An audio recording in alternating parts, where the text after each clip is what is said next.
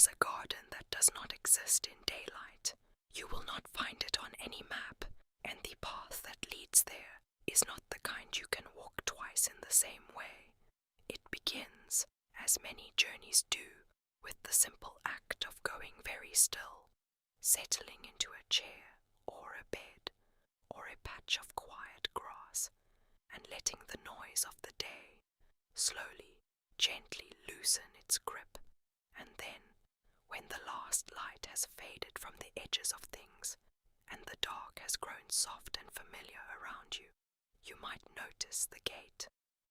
It is an old gate, iron, shaped into the forms of flowering vines that have grown so elaborate over the years that the iron and the real ivy climbing through it have become almost indistinguishable. It is always slightly open. The path beyond is pale silver in the moonlight, made of smooth stones that have been worn round and flat by a very long time of footsteps. They feel cool and certain beneath your feet. You have been here before. You only forgot while you were away. The garden is large, much larger than it appears from the gate.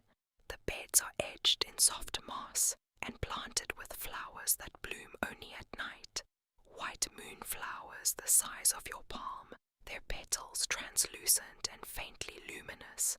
Blue-grey evening primrose, pale star-shaped flowers with no names that you know, swaying gently even when the air is still, as though moved by some internal breeze.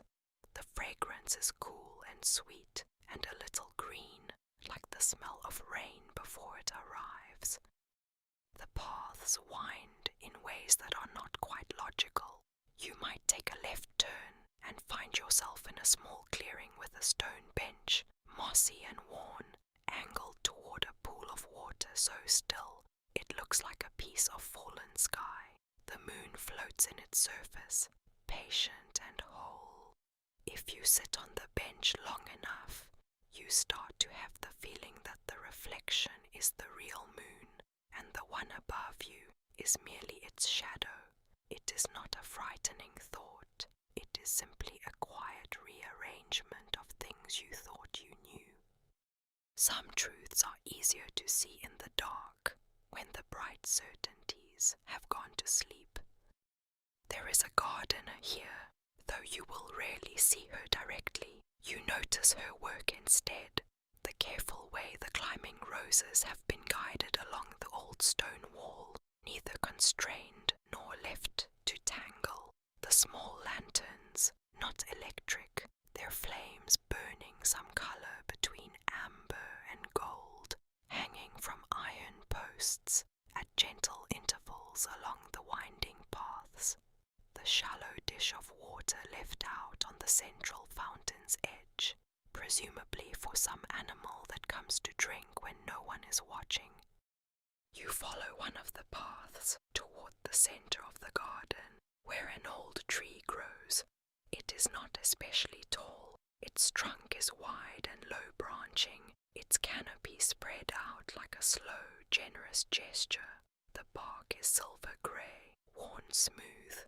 Its leaves are small and oval, and in the moonlight they catch and hold the light, so that the whole tree glimmers very slightly, as though breathing, sitting beneath it, with your back against the trunk and the cool grass beneath you. You can feel something settle in your chest, a particular kind of quiet that is not the absence of feeling, but the presence of it, soft and without demand. You do not need to be anything here. The garden is not watching you. It is simply continuing. Somewhere, distantly, there is the sound of water, not rushing, trickling, slow and deliberate, as though telling a story that does not need to hurry to its ending. An owl calls once, from somewhere you cannot locate. The flowering vines along the far wall rustle lightly. You notice that your breathing has, without any effort on your part, slowed to match the pace of the place. has nothing left to prove.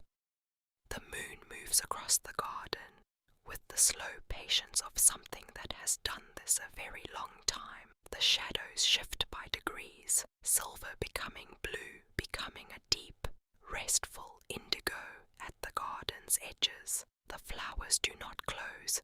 They never close here, or if they do, you have never seen it. They simply continue their soft luminescence, their gentle turning toward the light that has always found them, night after night, for longer than memory. This is the secret of the moon garden. It was never waiting for you to find it. It simply was. It simply is. And tonight, without effort, you found your way. You can stay as long as you need to. When you are ready, not before, the path will find its way back to the gate, and the gate will be open, as it always is, in both directions. You will carry something back with you when you go, not an object, not an image exactly, but a quality, the particular kind of stillness you found beneath the old tree, the way your breathing settled, the cool, sweet fragrance that now lives faintly somewhere at the back of your memory. On difficult nights, it will find you again. You will not have to search for it. The gardener passes through while you sit in the tree's embrace, her footsteps soft as moth wings on the silver stones. You glimpse her only peripherally, a figure in pale clothing that might be linen, might be moonlight itself, moving between the beds with unhurried purpose. She carries a watering can that makes no sound when she tips it, the water falling like whispered secrets onto roots that have been waiting. In her wake, the night-blooming jasmine releases another drift of fragrance, sweet and clean as forgiveness. She does not acknowledge your presence, but there is something intentional in the way she tends the flowers nearest to where you sit, a gentle adjustment of a vine here, the soft brush of her fingers against leaves there, as though she is writing a letter in a language made of growing things. When she moves on, deeper into the garden's heart, you notice she has left something behind, a small cup of water placed on a flat stone within arm's reach. The water tastes of rain and starlight and the memory of mountains you have never seen. Kindness, you realize, does not always announce itself. Time moves differently here, pooling and eddying like water finding its level. You might have been sitting for minutes or hours. The distinction feels unnecessary, a concern that belongs to some other world, where clocks matter. The moon has traced a gentle arc overhead, but it never seems to hurry toward setting. Instead it lingers, as though it too has found something restful in this place, some respite from its eternal journey across the sky. The shadows beneath the tree shift and breathe, creating small pockets of deeper darkness that feel like invitations to rest even more completely. Rising eventually from the tree's roots, you find your legs remember how to carry you without effort, your body light and loose, as though sleep has already begun to claim the edges of you. The garden paths seem to rearrange themselves as you walk, offering new turnings you had not noticed before. Here, a narrow passage between two hedges, heavy with night blooming cereus. There, a wider avenue lined with lavender that releases its calm scent at the brush of your passing. Each step feels both like discovery and homecoming. You come upon a greenhouse made of old glass and weathered wood, its windows fogged with gentle condensation. Inside, shapes move slowly, perhaps plants swaying, perhaps shadows dancing, perhaps something altogether more mysterious. The door is closed but not locked, its handle worn smooth by countless hands. You do not need to enter to feel what lives within. Warmth, growing things, the patient alchemy of seeds becoming flowers, becoming seeds again. Some sanctuaries are complete unto themselves, asking nothing but to be witnessed. There is wisdom in choosing when to observe and when to enter.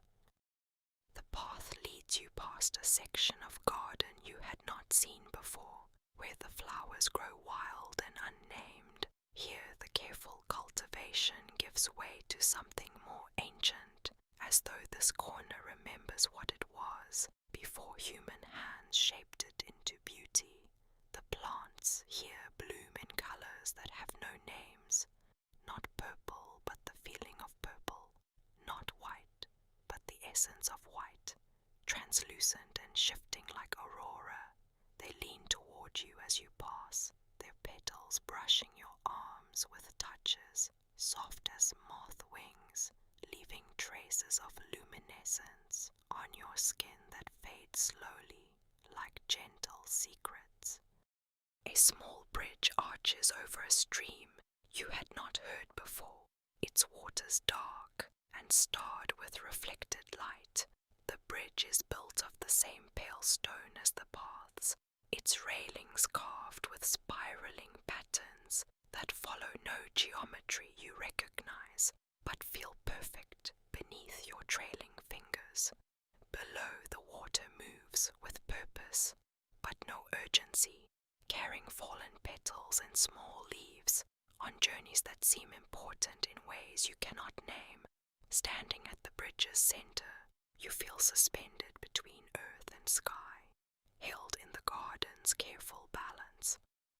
Sometimes the most profound journey is from one side of yourself to the other. On the far side of the bridge, the garden begins to feel familiar again, though you know you have never walked this exact route before. The quality of light changes subtly, becoming slightly warmer, as though sunrise might be somewhere in the future, but not yet urgent.